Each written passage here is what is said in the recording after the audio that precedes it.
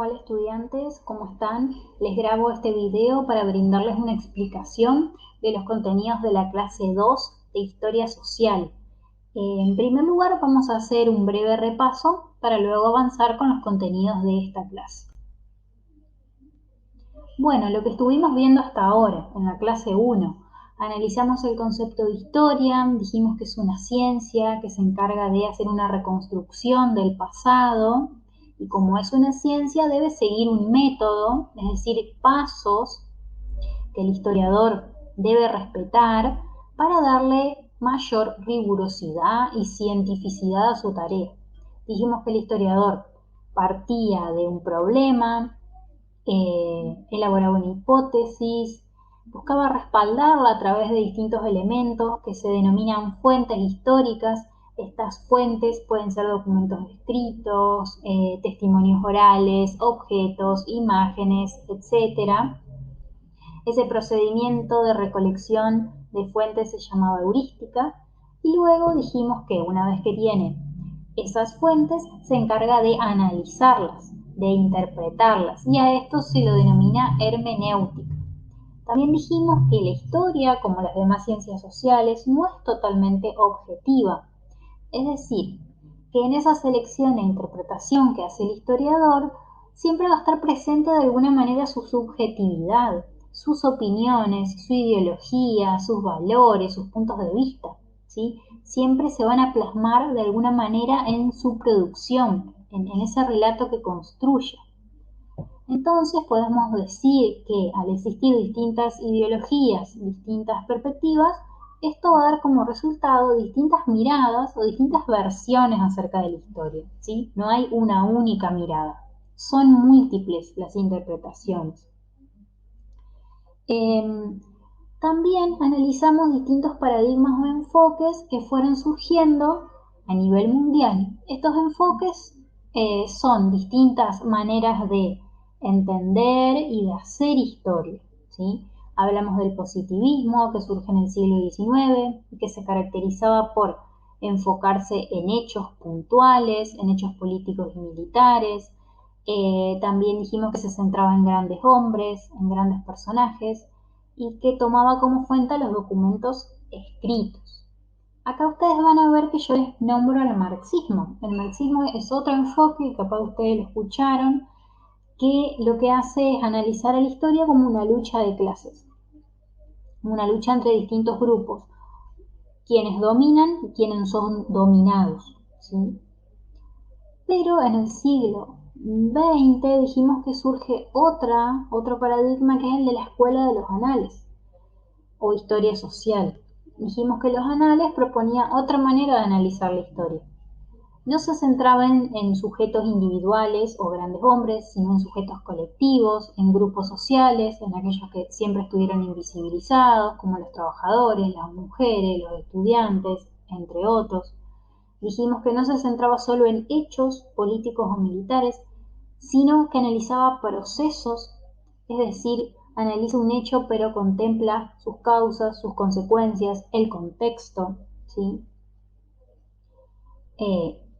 Analiza un periodo de larga duración y que con respecto a las fuentes trabaja con múltiples fuentes, no solo con los documentos escritos. Estos paradigmas o enfoques que se desarrollaron a nivel mundial tuvieron influencia en nuestros historiadores, en los historiadores argentinos. Lo que vamos a ver en esta clase es que a lo largo del tiempo, en distintas épocas, fueron surgiendo distintas corrientes, es decir, distintas versiones, distintas maneras de entender la historia argentina. Nosotros vamos a ver la historia oficial, a la nueva escuela histórica, al revisionismo y a la historia social. Vamos a comenzar con esto entonces. En primer lugar, si hablamos de corrientes historiográficas, quiero explicarles brevemente qué es la historiografía, a qué hace referencia ese término. Bueno, la historiografía se encarga de estudiar justamente estas distintas formas de hacer, de ver, de escribir la historia que fueron surgiendo a lo largo del tiempo. En este caso, nosotros vamos a hacer un recorrido por los distintos enfoques que fueron surgiendo a lo largo del siglo XIX y el siglo XX Es decir, estos distintos enfoques acerca de la historia argentina. Bueno, ¿a qué llamamos nosotros una corriente historiográfica?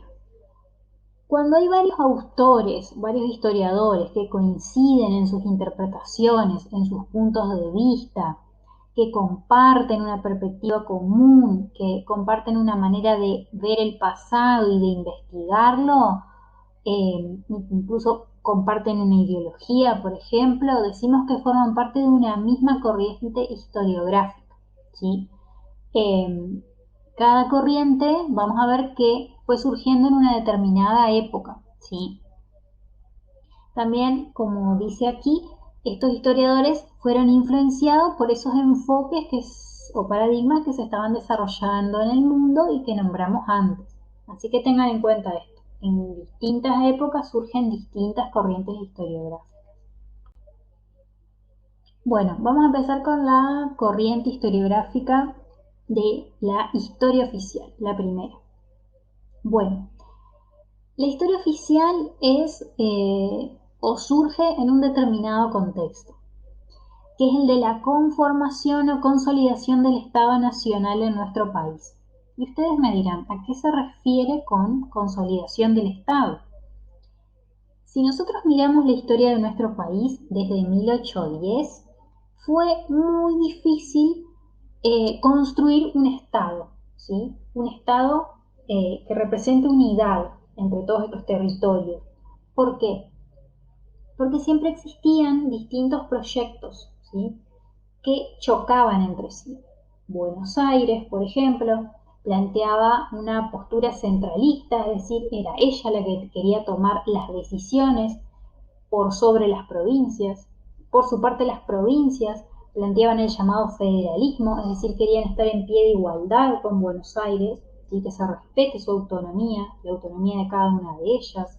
A su vez, Buenos Aires planteaba en la economía una tendencia hacia el libre comercio, es decir, abrirse a la economía mundial, poder vender y que ingresen productos extranjeros. El interior, las provincias, tenían otro punto de vista en lo económico, planteaban el proteccionismo, es decir, protegerse de, de esos productos que ingresaban, eh, planteaban un mejor reparto de las riquezas en el país. Y esto fue generando luchas, incluso guerras civiles. Las provincias estaban representadas por caudillos, ¿sí? Que se diferenciaban de las clases dominantes de Buenos Aires. Entonces hablamos de una historia de conflictos que hacían imposible la unidad. Con la batalla de Pavón, que se da en 1861, triunfa el proyecto de Buenos Aires, ¿sí? Y a partir de allí empieza un proceso de unificación y de organización de un Estado, pero bajo la égida de Buenos Aires, es decir, se implanta ese proyecto que planteaban esas clases dominantes. Entonces, esta historia oficial, este relato, es el que escriben estos vencedores de las guerras civiles del siglo XIX, ¿sí? Es el proyecto que representa este modelo de país, que trata de legitimarlo, ¿sí? Y los primeros que escribieron relatos sobre la historia de nuestro país fueron Mitre, Bartolomé Mitre y Vicente Fidel López. En el caso de Mitre hablamos de un político que fue presidente de la nación, y es este relato tradicional que se implantó como versión única, que no era cuestionado y que se difundió mucho a través del sistema educativo, de los medios de comunicación, incluso del espacio público. Cuando hablamos del sistema educativo, tengamos en cuenta que la escuela fue una herramienta para difundirla. ¿Por qué? Porque cuando se conforma el Estado Nacional, la educación fue un elemento clave porque como se necesitaba mano de obra a este país, arribaron millones de inmigrantes que tenían distintos orígenes, distintas culturas, y lo que se buscaba era homogeneizarlos, construir la identidad argentina borrando todas esas particularidades que ellos traían. Y construir esa identidad, ese sentimiento de nación, implicaba tener una historia común, ¿sí? Y esta historia mitrista, esta historia oficial, va a ser ese relato que se difunda en las escuelas. Un relato que buscaba determinados mitos del origen de la patria que van a ser las llamadas efemérides. Por ejemplo, el 25 de mayo, el 9 de julio, ¿sí? Van a ser hitos fundamentales de este relato. Acá también van a ocupar un rol importante los actos escolares para la construcción de esa identidad, ¿sí? Vemos que tiene una influencia del positivismo también, porque es una historia muy narrativa, descriptiva, centrada en hechos puntuales. Es una historia que está basada también en determinados héroes, en grandes personajes, grandes hombres, Rivadavia, Mitre, Sarmiento, entre otros. Y es una historia que representa la óptica, la mirada de las clases dominantes. Por ejemplo, plantea que el 25 de mayo, la Revolución de Mayo, fue llevada adelante por minorías ilustradas que representaban el progreso, ¿sí? No habla de otros grupos sociales, sino que se centra en estos grupos minoritarios, en la élite, ¿sí? Por eso decimos que es elitista y antipopular. También decimos que es liberal, como hablaba hoy yo, que les explicaba en qué consistía la cuestión del liberalismo económico, porque defiende la libertad de comercio, a pesar de que arruinaba las provincias del interior, la defiende porque era la actividad económica de la cual se beneficiaba la oligarquía, la clase alta comerciante y ganadera de Buenos Aires. Destaca el rol dirigente de Buenos Aires en la unidad nacional y siempre mira al extranjero, mira a Europa como un modelo a seguir, ¿sí? Y ahora vamos a ver en términos culturales qué mirada tiene, ¿sí? Si toma a Europa como modelo. Acá lo podemos vincular con este lema que ustedes seguramente habrán escuchado, habrán visto en secundaria, que es el de civilización y barbarie. La historia oficial describe el triunfo de Buenos Aires, que lo entiende como un triunfo de la civilización blanca, ¿sí? Que pretendía parecer ser europea por sobre la barbarie. Para ellos, la barbarie estaba representada por los caudillos de las provincias, por los gauchos, por los negros, por los que ellos denominaban indios, ¿sí? A los pueblos originarios. Para ellos, esto, el interior, las provincias, los gauchos, los caudillos, eran el atraso, ¿sí? Que no iban a permitir el progreso que ellos ansiaban. Acá les puse que civilizar para ellos significaba sustituir a los habitantes autóctonos, a los criollos, a los gauchos, porque no servían para su proyecto, entonces por eso traen a inmigrantes europeos. Acá está presente un enfoque, una idea que se denomina el darwinismo social. El darwinismo social surge en Europa y lo que planteaba era que había grupos sociales superiores y otros inferiores. Los blancos eran superiores y los otros grupos inferiores. Eso los habilitaba a dominarlos, ¿sí? Entonces, acá vemos que se plasma esta idea del darwinismo social. Incluso con estas ideas, fundamentándose en las ideas del darwinismo social, es que ellos fundamentan o justifican matanzas de aborígenes, por ejemplo, ¿sí? En este relato histórico. Podemos decir entonces que se trata de una historia que busca favorecer o que representa la mirada de las clases dominantes de la época. Vamos a seguir con el análisis. Decimos que es una operación ideológica, ¿por qué? Porque se utiliza, por ejemplo, a la escuela, a determinados símbolos, para extender esta mirada como única. Por ejemplo, a través de los monumentos. Por eso les decía que el espacio público también es un elemento que representa la historia oficial, con los monumentos, las estatuas, los nombres de las calles. La escuela, como les decía hoy. Incluso los billetes también fueron un elemento para inculcar esta idea de estos grandes personajes, estos héroes como ejemplos morales. Identidad nacional va de la mano de esta homogeneización y de la construcción de un pasado común. Bueno, vamos a continuar entonces con la próxima corriente. Bueno, en 1916 surge otra corriente que se llama Nueva Escuela Histórica, que se caracterizó por la profesionalización y la institucionalización. Hablamos de profesionalización porque en este caso hablamos de historiadores profesionales. En el caso de Mitre, por ejemplo, hablamos de políticos, pero en este caso ya de personas que se van a dedicar como a la historia como profesión. Lo que van a buscar es seguir una rigurosa metodología de investigación basándose en fuentes documentales. Es una historia política centrada en la historia de las instituciones y del Estado. Su objeto de estudio son los acontecimientos y es una historia que también va a seguir centrada en el culto a los grandes hombres. Y cuando hablamos de institucionalización nos referimos al surgimiento de dos instituciones en las cuales se va a llevar adelante la construcción de relatos históricos, como por ejemplo la Academia Nacional de Historia o el Instituto de Investigaciones de la Universidad de Buenos Aires. En este caso, los representantes destacados que podemos nombrar es a Leven, a Radignani, y siguen una pedagogía patriótica muy similar a lo que planteaba la historia oficial, con los héroes, los grandes personajes, la búsqueda de la construcción del sentido de nación, del sentido de patria, por ejemplo, a través de los manuales escolares. ¿Sí? Esta es la segunda corriente entonces que analizamos. Vamos a continuar.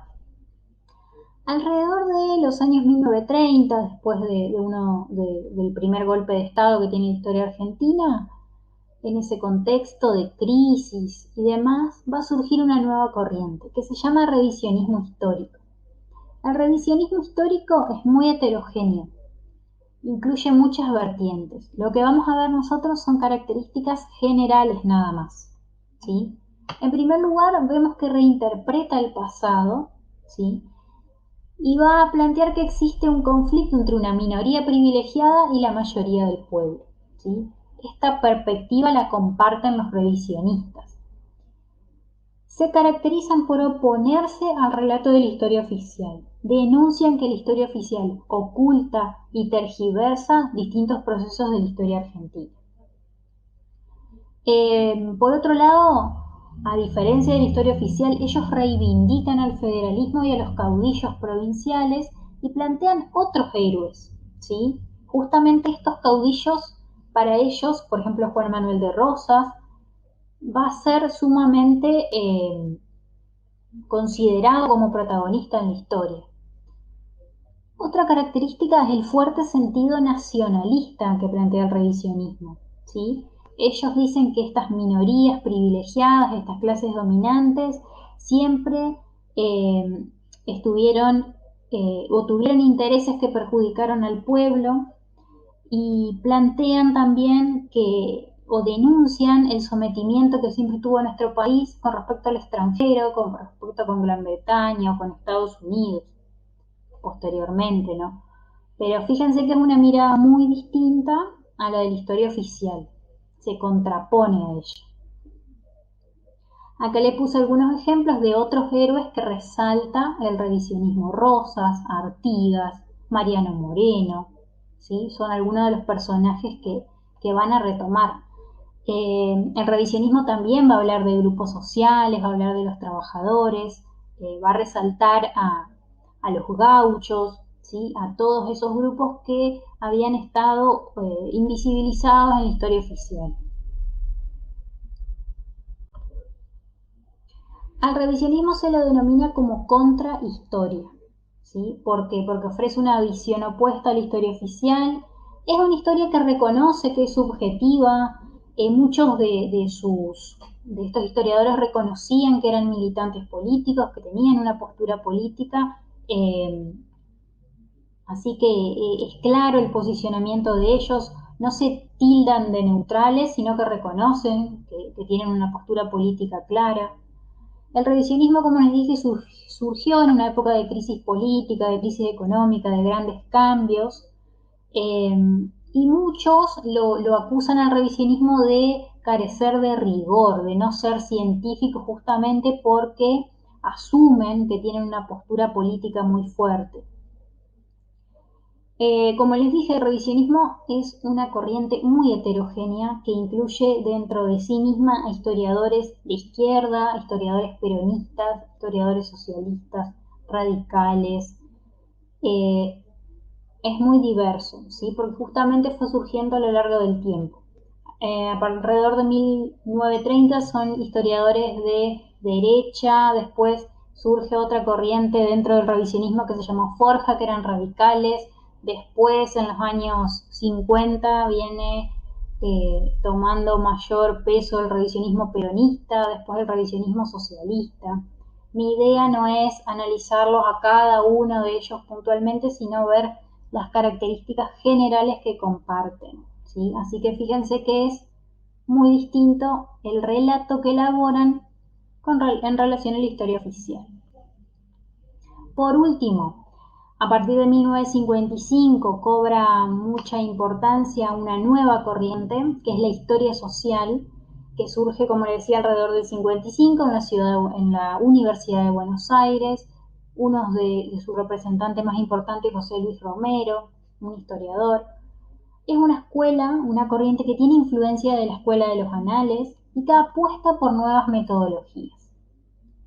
Si leemos esto, vemos que aparecen aquí los elementos característicos del análisis. Estudiar la historia como proceso, ¿sí? Dentro de un tiempo largo, no ver un acontecimiento puntual, sino analizar todo el contexto, la coyuntura que envuelve a ese hecho.